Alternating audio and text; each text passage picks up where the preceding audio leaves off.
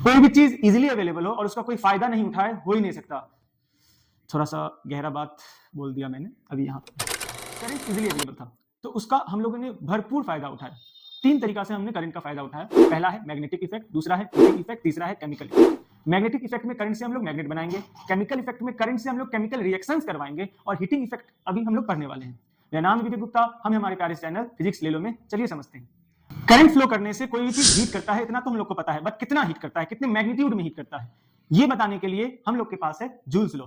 Joules law का कहना है heat in a conductor is directly proportional to the square of current, resistance of the conductor and the time for which current phloem.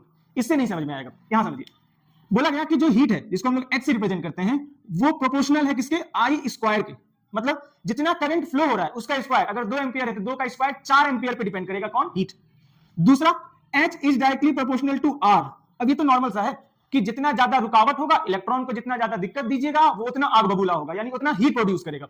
साथ साथ में time, H जो है वो टाइम पे भी डिपेंडेंट करता है। आप लोग को ये बात पता होगा, पहले इसे नहीं पता है, लेकिन मम्मी लोग बोलती है कि ज्यादा देर तक टीवी मत देखो, टीवी गर्म हो जाएगा, ज्यादा देर तक पंखा मत चलाओ, पंखा गर्म हो जाएगा। यानी जितना ज्यादा तक आप उस चीज को रन करिएगा, वो उतना ज्यादा हीट प्रोड्यूस करेगा। तो H is directly proportional to I square, H is directly proportional to R, H is directly proportional to T, sorry. इन तीनों को अगर मर्ज करते हैं तो हम लोग का एक्सप्रेशन बनता है H is directly proportional to I square RT।